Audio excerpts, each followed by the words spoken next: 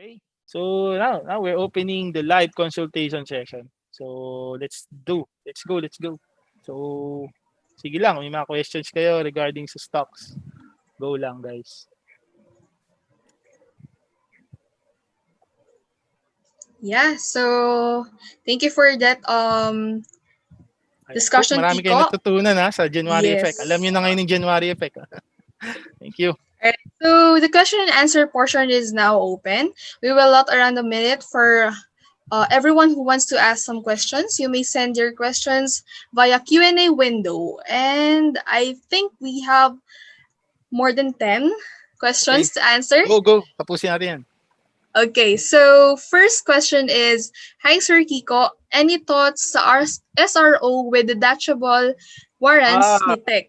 May potential ba to play this? Okay. So thank you for that good question. So pag sinasabi kasi nating warrant, so bukod yan sa, baga, meron kayong options na bukod sa stock, di ba? Kasi may common stock, di ba? So bukod sa common stock, you can also invest sa market natin sa detachable warrants. Okay, pag sinabi kasing warrants, ibig sabihin yan, magkakaroon kayo ng chance to buy a portion of the company. Sabihin natin, diba, warrants ang tawag doon. And then, I think meron siyang lifespan For example, 5-year lifespan na iba-buy back kayo ng company at a specific price. For example, si Tech, sabihin natin, pagbibigyan niya kayo na mag-invest sa warrant sila. Example lang ito, 1 pesos. Tapos, abangan natin kung ano sasabihin ni Tech, kung ano yung may tawag doon na term sa warrants yung meron siyang redeemable price. Meron kasi mga warrants na after 5 years, for example, mare-redeem for example 2 pesos per share, 150 pesos per share. Yun yung maaabangan nating details sa Tech. Okay, so yun yung isa sa mga magandang potential nyo. Bukod sa common stock, meron kayong warrants. Yung warrants kasi, yun yung chance yung maka-invest sa mababang presyo. Tapos iba-buy back kayo ng company at a particular date or year, nakikita kayo for sure. So yun ang maganda sa warrant. So si Tech, yun, abangan natin kasi I think medyo kulang pa sa details kasi kaka-approve pa lang. So within the year, malilinaw yan. Magkakaroon tayo ng mga malilinaw na details. And rest assured, nag-i-email naman ng UTrade pag nagkakaroon na ng mga offer period. Okay, so yun ang abangan natin. Diba? For example, yung DD REIT. Yan, ako excited na ako dyan. Next month na din yun. Diba? So I think lahat tayo gusto na mag-invest doon. Diba? Yung ASEN, end of the month, mag-start na rin. Offer period. No? Offer period, January 18 to 22. Listing date is at the end of the month on January 29. Yan yung maabangan natin. Okay? So, yun naman sabi ko sa warrants. Abangan natin yung details. And if maganda yung offer nila, let's go. Bili natin, di ba? Pagka naman tricky, so we stay on the sidelines. Yun po. Thank you. All right. Thank you so much, Kiko. For our second question, do you think that Silicon Valley Tech stock overvalue? Yung Tech, di ba yan? Tama ba? Yung Tech? Yeah. Tech. Check natin yung chart kasi ako, I'm basing kasi sa price action. So, check natin yung chart. I-share ko lang to. Okay na yung screen ko. Kita niyo yung chart, no? Okay naman, Rika? Hello? Yes. Okay, no? So, yan. So, si Tech naman, kasi if you're asking me about kung expensive ba or cheap yung company, I think the best guys to ask is yung research team natin. At abangan nyo yung kung magkakaroon tayo ng research report on that. I believe they're working on it. Okay, so for me, price action tayo magpo-focus. Okay? So, right now, Tech is doing 737. Okay? So, i-identify natin ngayon saan yung mga potential support zones niya. So, support zone si Tech, dapat ito guys, mag-hold na tong 7 pesos. Gusto ko mag-hold na tong 7 pesos saka itong 687. Ito yung mga support zones na gusto ko mag-hold para masabi natin next na ita-target na niya is 788 pesos at itong 845 na resistance zones. Diba? So if you're going to look sa performance niya, if we're going to use ng Fibonacci projections, so I'm targeting at least 8 pesos to 9.95, assuming mag-hold na tong 7 pesos. Okay? And ultimately, this could go back to 13 pesos. So this stock has a huge potential. Ang problem lang talaga niya is ganito, pagka nag-correct siya, ayan, magko-consolidate naman na matagal. What tech needs to do is to break out of these resistance zones para masabi natin na pa-uptrend na siya at tapos na tong consolidation between 6 pesos and 7.80. Kasi ang laki din ng consolidation bias natin dito. Okay, what we need to do and pray for, ito na, mag-breakout na to sa 7.80 and 8 pesos. Otherwise, you can do some range trade strategy on this one. You buy below 7 pesos, you sell at 7.50 and above. Mas maganda, yun. Yun ang gagawin natin sa tech. Okay? So, yun. Pagka nag-hold to above 8, you hold na. Ito na yung pang trend following yun yung stock. At the moment, range trade pa muna siya. Okay? Or pwede kayo mag-buy on breakout as well at dito. Pag na-break na tong 780 to 8. So, yun na marirecommend ko na strategy. You can do a range trade strategy or you can do a buy and breakout pagka maging healthy na yung trend.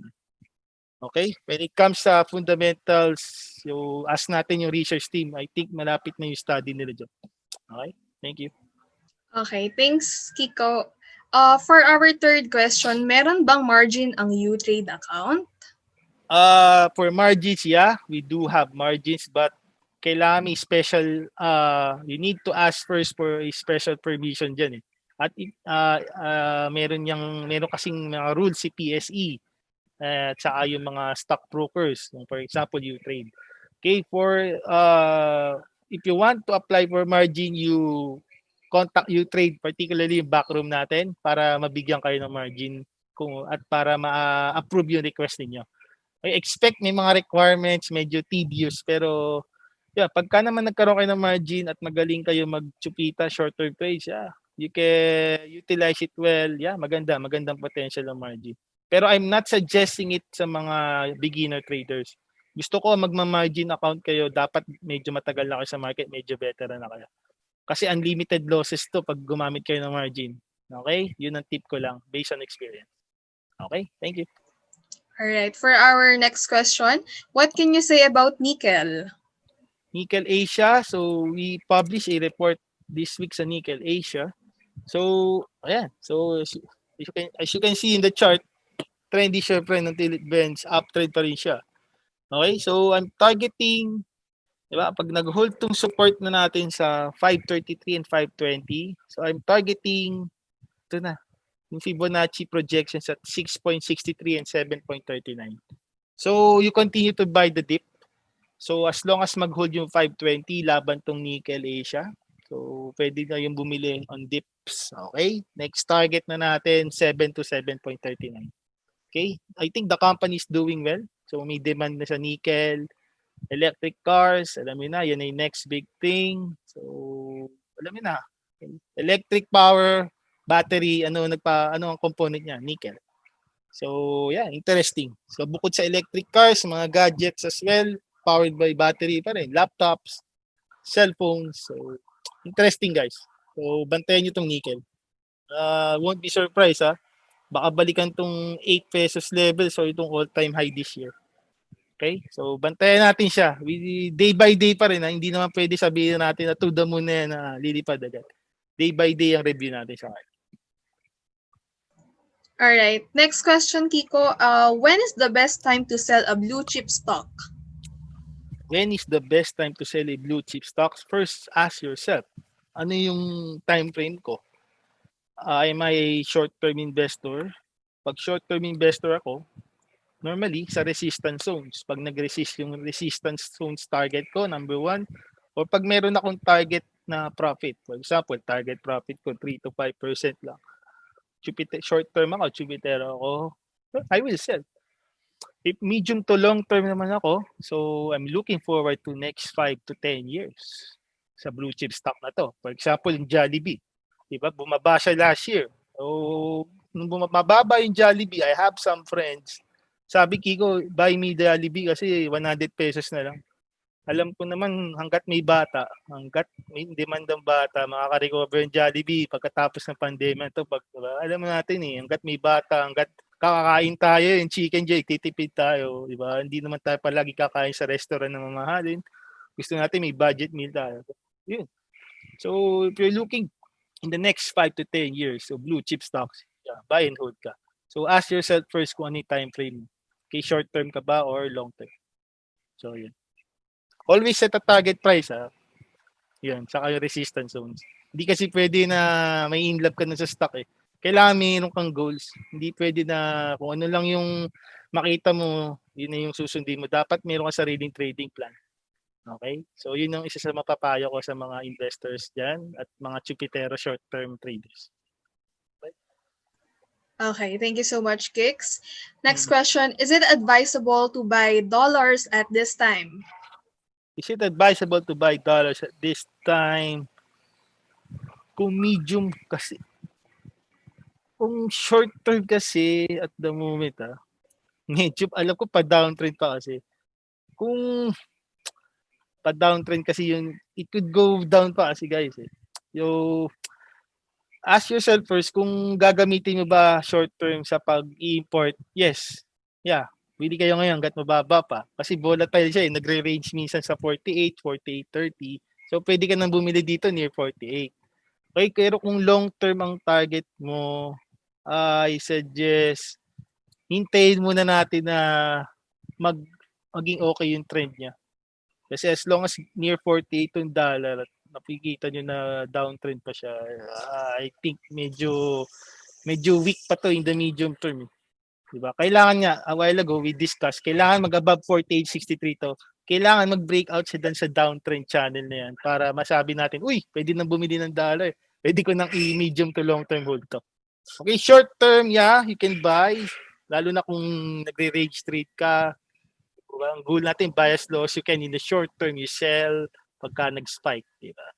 At lalo na kung may mga needs ka. Example, bibili ka na sa Amazon o may i-import ka ng mga raw materials. So yeah, buy dollars talaga on dips. Diba? As low as you can. Kasi kailangan mo agad gastusin yan. Diba? So yun ang may papayo. It depends on your time horizon. You have to prepare strategies for short to medium to long-term time horizons. Okay? Dami nating tanong Ang ganda to. So, sige. Yes, all right. For the next question, would you like wait lang. For the anonymous questionnaire, I would like to ask the ideal percentage to the profit for the short-term traders. Okay. Kung short-term trader ka, ako kasi normally 3 to 5% masaya na ako. Lalo na pagka 1 day or 2 day hold lang ako. At sometimes, isang oras lang 2 hours binibenta ko na. For example, Asin kanina, nag-open siya magkano? 6. Magkano nag-open yung Asin kanina, di ba? So ito yung mga tuturo ko kung short-term trader kayo. Okay? Nag-open ng Asin almost 6:30, di ba? Almost floor yan. Saan siya nag-close? 782. So, itong fluctuation pa lang na to guys, nung nag-open, example, hindi nyo nasalo yung 6:30, bumili kayo 6:40, 6:50, tapos nagbenta kayo ng closing. Naka-easy 20% kayo, 10 to 20%. So, pagka short-term trader kayo, always set number 1 target. Tama yan? Tama ka? So, anonymous questionnaire, anonymous viewer. Tama yan. Dapat meron kang target profit zone. Ano yung saka magte-take profit? Diba? It could be 2%, 3%, 5%, 10%. And number 2, iset mo yung, ito lang tayo, iset mo yung resistance target mo. Okay? Kasi pag meron kang resistance target, alam mo pagka nauntog dun yung price ng stock, uy, pwede magbebenta na ako. Okay? Diba? Kasi at least alam mo, meron kang trading plan na sa resistance target ko na to, may kita na ako. Then number 2, in-expect ko baka mag-resist yung resistance, yung price action dyan, mag-resist yung price dyan. Pwede na mag-take profit. At ito no regrets. If you sell, tumaas, no regrets. Tandaan nyo, it is not a profit as long as hindi ka nagbebenta. Kasi mamaya, inintay mo tumaas yan, tapos kinabukasan, mababa na naman siya. Diba? Magre-regret ka na hindi ka pala nagbenta, nagbenta na ako. Okay, always follow your trading plan.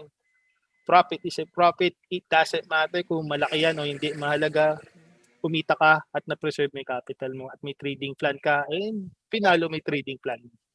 Okay? Yan, yun ang papayo ko. Alright. Thank you so much, Kiko. There's someone asked regarding dun sa account opening natin na 5,000. Yeah. Yes. Is that a registration fee or is it consumable? Oh, yeah. He or Di she ka, di ba? yes. Actually, your 5,000 is already your buying power. So once Yun. you deposit the 5,000 amount, that 5,000 will be going or will be deposited to your UTrade account. So buying power mo na siya and you would be able to buy stocks or either mutual funds. So yeah, magagamit mo na siya. And I think that 5,000 is only available or Short time na available. pala yan. Yes. Grab Available it na, lang guys. siya hanggang I think 3 days lang siya after the January 22. Magbibigay guys. sila ng magbibigay kami ng due date. So up until January 25, I think. Yan, That's guys. 5,000.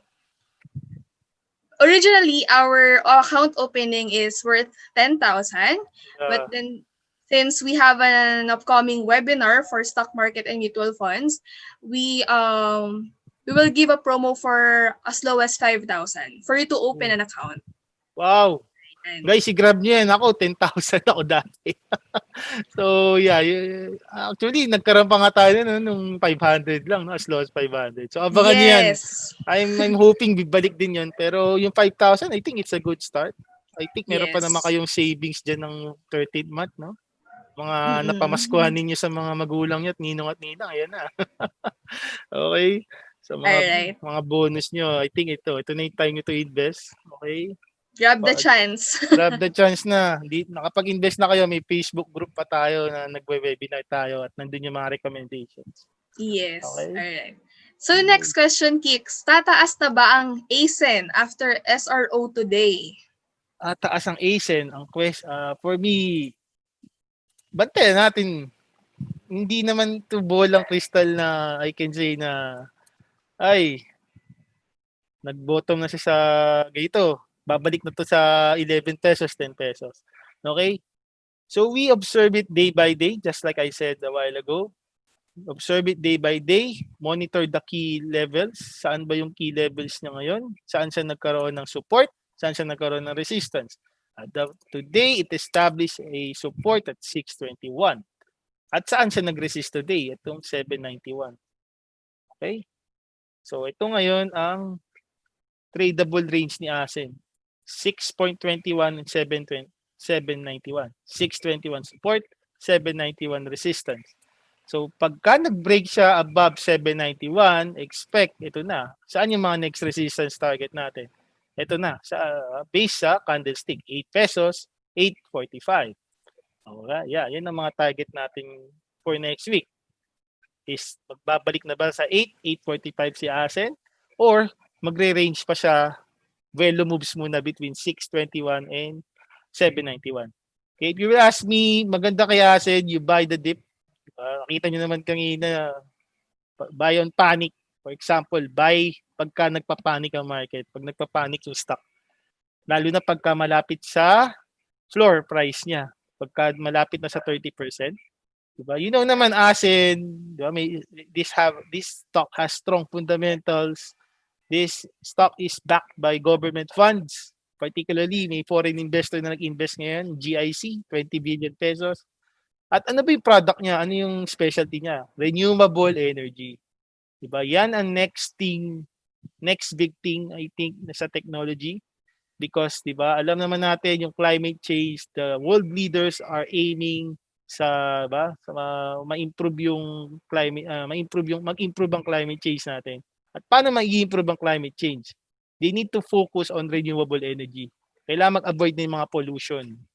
Okay, so isa to sa mga stocks na nagpo-focus sa renewable energy. Okay, so maganda yung potential niya plus Ayala brand. Trust the Ayala brand, sabi yan ng friend ko si John Ong. Yung isa sa mga traders sa UTrade. Okay, if you know him. Okay, so trust the brand, sabi yan. So again, strategy. Bigyan ko na kayo ng tip. Nandito tayo sa ASIN. Sa January 29, magkakaroon to ng SRO. Okay? Pag nagkaroon to ng SRO, expect natin potentially baka maulit yung nangyari today. Meron mga magbebenta at opening price. Lalo na yung mga nakabili sa 2.37. Okay? Ba't kasi sa bumaba ngayon? Si Asin kasi nag-adjust yung price niya kasi nagkaroon ng stock rights offering X date today. Okay? Pag sinabing X date, pagka nagbenta ka sa date na ito, you are now entitled, pagka nagbenta ka ng shares sa date na to, you are entitled to have the opportunity to purchase yung stock rights offering niya sa 2.37 pesos. At potentially, yung mga short-term investors dyan na traders, binenta na nila yung mga nabili nila for sure sa 4 pesos, 3 pesos. Diba? Ito, yung mga nabili nila dito, binenta na nila. Diba? Kaya bumaba yung price niya. Kumbaga, nag-take profit na sila kasi bibili na lang nila yung right sa 2.37 pesos. So, yun isa sa mga explanation bakit bumaba yung ASIC. So, ano nangyari? After nila magbenta nung first 5 minutes, nagkaroon na ng support stock, tapos bumalik na siya, nag-normalize na. Okay? So, expect this kind of scenario sa listing date niya. Possible sa listing date niya, yung mga nakabili sa 237, pagka more than, sabihin natin 7 to 8 pesos pa rin price ito, o 10 pesos na, magbebentahan yan. So, expect nyo, meron na naman yan. Baka 20% down na naman yan sa opening. Buy it. Okay? Buy tayo ron. Samantalin nyo, pwede kayo maka-intraday bounce. Lalo na yung mga hindi nag-avail ng SRO, yung hindi nakaabot. May chance kayo sa listing date niya end of the month. Abangan ninyo. Okay? Secondly, yan, you buy on the support zones. I think ito na 6 pesos, 5 pesos. Pwede na natin i-identify that as a support zones. Okay? Ano pa pala magandang ginawa ni Asin, no? Based sa Fibonacci naman niya, ayun, nag-bounce siya dito. O, ang high niya 1128, 294 yung low.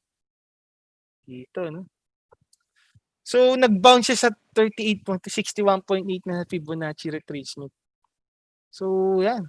So, I won't be surprised. Baka nga bumalik to sa 8 pesos and 8.45 next week. So, yan muna yung range niya. 6 pesos to 8 pesos yung range. So, you buy on dips. Yun ang marirecommend ko sa Asin. At you buy the dip sa listing day ng SRO niya sa January 29. Lalo na pag nagpanic yan, magbebentahan tsak yan yung mga chupitero sa 237. May chance kayo na maka-accumulate yung stock na po. Okay, for me, I think medium-term play tayo rito. I believe in the company fundamentals, and as a chartist, as a technical analyst, as long as uptrend siya, we ride the trend. Okay, as long as uptrend to, we hold the stock. Okay, so yun ang ipapayo ko. So, target ko for the year, I won't be surprised pagka na-reach tong target natin at 13 to 16 pesos. Possible. 11 to 16 pesos yung nakikita kong target kay Asset. Kaya maganda rito, you buy as low as you can, you buy 6 pesos and below, ticket buying yan, unti-unti average down, 6 pesos, 5 pesos, go lang, mag-average down tayo. At dun sa listing date, bili din kayo. Okay? So, clear tayo sa ASEN. Hopefully, may strategy na tayo, lalo na sa mga mag-a-avail ng SRO at hindi naka-avail ng SRO. At to those who are planning to buy this stock next week. Okay? Okay, thank you so much, Kix. Another question. Hi, I'm just a new investor. Just want to ask, what is the RSI and how does it use? So RSI, Relative Strength Index. So I suggest join ka sa Basic Technical Analysis webinar soon. So we're just ironing out the schedule kung kailan yung mga trainings, basic and advanced technical analysis. RSI is a momentum indicator, relative strength index. Okay, this is also used to gauge if a stock is overbought and oversold. Okay, so particularly if a stock is below 30 RSI, pag below 30 RSI, we consider it as oversold. Ito yung mga times na pwede ka nang bumili, lalo na kung medium to long term investor ka or naghahanap ka ng bounce play. Look what happened dito sa asset. The moment it went below 30 RSI, nagkaroon na siya ng short-term bottom dito near 130. And this happened at the height of the pandemic. Okay, so you're using RSI to determine if a stock is overbought or oversold. This this scenario here, ginamit natin yung RSI as oversold siya. Ibig sabihin, sobrang baba na niya. Pwede nang, baga, potentially, dito na magbo-bottom. Okay? And then, we also using RSI to determine if it is overbought. Pag sinabing overbought, ibig sabihin, extreme na siya. Extreme na yung stock na yun. Okay? Normally, pagka extreme na yung stock, possible magko-correct na siya. At kung saan, pagka nag-above 80 and 90 RSI ang stock, ano napansin nyo dito? What happened kay Asen? Nung nag-90 RSI na siya. Nagkaroon na tayo ng correction. Diba? So, particularly pag nagre-resist yung price niya pag nagna-90 RSI. Diba? At nagkakaroon ng massive correction after mag-breakdown ng stock pagka na-reach tong 90 RSI. So, yan yung basic tools na ginagamit natin sa RSI to determine if it is overbought, oversold, and we're also using RSI as a momentum indicator pagka nag-break siya above 60. Coming from a low or coming from a low side ng RSI, for example, nag 50 RSI lang siya or below 50, ano napansin niyo pagka nagbe-break siya above 60 RSI? Diba? Lumalakas yung price sa tumataas. So, ba? So, you're using RSI if it breaks above 60, coming from a downtrend ng stock, coming from a sideways consolidation ng stock. Pagka nag-break above 60 RSI, you're using this as a momentum indicator to buy the stock. Lalo na, ito yung mga ginagamit ng mga momentum traders. Ito yung isa sa mga ginagamit ko rin sa system. Kung bakit nagsasabi ako, buy on breakout sa recommendation sa Traders King. So, I'm using RSI. Isa to sa mga helpful. Okay, if you want to learn more about RSI, you join our basic technical analysis webinar. So, watch out for the schedule. Hopefully, naturuan ko kayo ngayon ng basics. Okay, basics. Okay, about the RSI. Okay? So, hey, ano pa? Thanks, Kix. Another one, ask ko lang, mas okay po bang mag-take profit sa isang stock? For example, nakabili ka na sa malalim, tapos bibilhin mo ulit yon sa same stock, dip. Yeah, totoo. Kasi kung trading plan mo, masaya ka na sa kumita ka ng 10%, 20%, lalo na kung naka 100% ka, ang ganda ng bili mo sa baba. Yeah. Sabi ko nga, it is not a profit as long as you're not, hindi mo pa binibenta. Kailangan mabenta mo siya at dumating na yung pera sa'yo. Okay? So yeah, it is part of your discipline, part of your trading plan. Set a profit strategy. Kailangan, alam mo, take profit strategy mo. Okay? Tama yun. Tama yun. And ask yourself, ikaw lang makakasagot yan kung saan ka masaya na mag-take profit. Pero yeah, totoo yan. Isa yan sa part ng mga risk management. Dapat marunong ka mag-take profit. Marunong ka mag-cut loss. Diba? Marunong ka bumili sa support, tama. At yun. Okay. Alright. For the next question, may sales load charge po ba for mutual funds? Oh, hindi ako familiar about it sa fees, no? So yeah, we'll get back to you. So tatanong natin yan sa backroom at sa mga sa products team natin, no? Yeah, I Actually, think we could email take her note question. natin yan. Take note natin yan. Yeah, maganda yung tanong niya. Tama yan. Okay. Okay. For the next question, saan magpapadala ng application na hard copy? Alright. So with regards sa account opening details, you may email us. We will show the slide to your screen yung email address namin later. So dun nagpapadala. I think it's a soft copy. Then the hard copy will be sent through our head office sa Makati. Okay, Right. nice. Next question, Kix. Will be the upcoming inspection of Dito equipment affect the stock trend? At the moment, check natin si Dito. Sabi naman nila, whether or not maganda or hindi ang resulta ng audit, they are on track to open or to launch commercial operations on March. Okay? So as you can see, the trend is your friend sa dito, uptrend siya sa daily chart, particularly sa weekly chart as well. Okay, sabi ko nga, as long as mag-hold yung 10 pesos, laban tong dito. Okay? So, next target na siguro niya, itong 1360 resistance today at itong 1474. Okay? Yan ang target natin. Ano yung potential pa na target ni dito? All-time high. Ito, watch out for these levels. 1583 at itong 17.11. As long as mag-hold tayo above 10 pesos, laban yan. By the dip. Next potential target natin, won't be surprised, 1583 and itong 1711. Watch out for it. 1583, 1711, 1474, 1360. Okay? You buy on dips, guys. Huwag kayo ma-FOMO. Bantayan nyo lang yung dip given volatile siya. So you buy the dip. Buy the dip sa dito. Yun ang masasuggest ko. Okay? Alright, thanks, Kicks.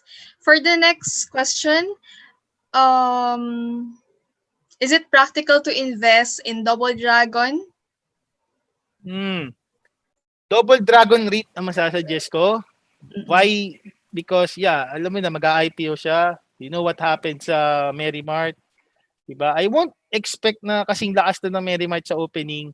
Pero I think knowing how Injap do the magic talaga, it could be a strong IPO. Hindi siya tulad ni MM na ceiling. So expect natin dito, I'm expecting at more than 10 to 20% gains the next 2 to 3 months ng listing niya. Kasi pag sinabi nating REIT, pang medium to long term hold mo siya eh. Diba? You're aiming here sa dividends niya eh. Kung ano yung dividend rate na ibibigay sa atin annually. And I heard kasi range na ng 4% and up na, no? So, pina-finalize na lang yung details. Ba? Ano yun? 4% per annum makikita yun. Hindi natin makikita sa bangko yun, di ba? So, medium to long-term hold, maganda yung ganung potential. Plus, alam mo yan, capital appreciation din, di ba, ng REIT. Di ba? As you can see, yung Ayala REIT, ito yung unang REIT na nag-launch, nag-IPO last year. Diba? Somewhere around 25 o 27 siya. Ngayon, 29 pesos na siya. No? So, kumita na, kumbaga yung REIT. Diba? Umikita na. And I know naman yung ilalagay niya sa REIT, yung mga money machine din niya. Yung kumikitang assets niya. Diba? Yung Double Dragon dun sa may MOA area. Diba? So, yun. Yun ang mapapaya ko. Go for the REIT. Bakit ayoko pa nung stock nila? Common stock. Ayan. Medyo downtrend pa po kasi. So, hindi ko pa siya gusto. Downtrend pa yung channel niya. Diba? So, I was expecting kasi mag-stay na to above 16 para i-recommend ko. Gusto ko talaga mag-stay na to above 16 para i-review natin at ma-recommend ko na pwede nyo nang bilhin. At the moment kasi, baka yan lang yung range niya. 14 to 16 pesos pa. So, why are you going to focus on a downtrend na stock? Diba? Doon tayo sa, alam natin, potential, pwede mag-uptrend. Kaya mas marirecommend ko at the moment yung mag-REIT. Didi-REIT muna tayo. Plus, ang mura niya, di ba? Maximum offer price of 2 pesos per share. So, yun. So, binabantayan po natin. So, tingnan natin na, guys. Rika, ganun na lang ulit. Pagka kinapos tayo sa oras, sasagutin ko na lang isa-isa. Don't worry. Maganda yan. Marami kayong questions. And rest assured, you will receive an answer. So, isa-isain ko sila. Okay, so sorry mag-last question na tayo. Thank you Thank you for your enthusiasm. Mag-leave lang kayo ng question, sasagutin ko yan. You will receive an email in the next 3 to 4 working days. Okay? So, sasagutin ko tayo isa-isa. Huwag kayong mag-alala. Mag-question lang kayo. Okay? I-record namin itong mga questions. Okay, so for the last question. Alright, for the last question. What is the possible impact in our stock market if UK COVID variants enter Philippines? Okay. Number 1, I think it was already priced in. Why? Did you heard about the news nung 2 days ago, no? Nung January 6, nung sinabi na doon sa PAL na flight, may domestic Filipino worker daw na nag-positive nung dumating siya sa Hong Kong. So this explained yung performance ng index natin nito. Nitong 6,000 nag-low siya at 6,928.90. Di ba? So I think it is a bit priced in already. di ba? And they are monitoring ngayon yung daily cases natin. So good news naman, nagre-range ang daily cases natin sa between 900 to 1,800, 1,700 cases per day. So you have to monitor that. Dapat hindi tayo bumalik sa 5,000 cases per day, 6,000, 5,000 cases per day and up. Yan ang iiwasan natin. I expect the market to become choppy pag nagkaroon tayo ng ganong karaming cases per day to confirm a second wave. Yun ang kinakatakot natin. And sabi ko nga a while ago, ang laban ngayon sa market sentiment, I think, is a battle between the second wave threat and the vaccine rollout. Okay, we need to have positive news regarding sa vaccine rollout natin and the vaccine procurement process natin. Pagka in-announce ng government na na-secure na natin yung vaccines, so yun, you won't be surprised kung maging bullish na tayo. Okay, kasi sabi naman nga ng Moderna and Pfizer, they can eliminate yung, I read it a while ago lang, they can eliminate daw yung threat ng mutation, yung vaccine na niro-roll out nila ngayon. So this is a positive news sa market. Okay, so kailangan na lang talaga, we need to be very cautious. We need to be very cautious with our health, sa investment plan natin. So suggest ko yun nga, follow the health protocols, safe distancing, mag-mask kayo palagi, mag-alcohol. Okay? And yeah, monitor nyo lang yung daily COVID cases natin. As long as below 2,000 tayo per day and the government is now proactive, yun ang nakikita ko ngayon, di ba? Proactive na sila, nagkaroon na ng mga bans sa flight and na-isolate na nila agad yung mga potential na PUI sa COVID UK variant, di ba? So that's a good news. Kasi last year, they become so relaxed. Hinintay pa talaga nila na dumami yung cases sa atin before they initiate these plans. No? So they learned a lot last year and hopefully they can apply it this year. Diba? Kasi you will observe naman sa Southeast Asia, tayo pa rin yung ngayon, nag-i-improve talaga. Tayo pa rin yung medyo na-flattened yung curve. Kasi yung Southeast Asia, some countries are now experiencing the second wave. Singapore, diba? Indonesia, nasa first wave pa rin nga sila. Diba? Indonesia, Malaysia, yan, may threat na ng second wave. Even Vietnam, I think, tumataas na yung cases nila. So, that is a positive news ngayon sa market. So, kailangan may vaccine rollout tayo. May vaccine rollout schedule na rin. Makapag-procure na tayo. Plus, yung daily cases dapat below 2,000 cases tayo. Or even below 1,000. Better yan. Okay? And last but not the least, yung sinasabi nilang threat ng second wave sa Christmas season, sabi nga, may friend kasi ko na doktor, watch lang daw natin, dapat third week. Pagka third week, hindi pa rin nag-spike yung cases natin, mukhang yan. Yun ang good news, mukhang hindi ganun kalaki yung impact ng Christmas season para magkaroon tayo ng second wave. Okay, so ingat na palagi, follow the health protocols.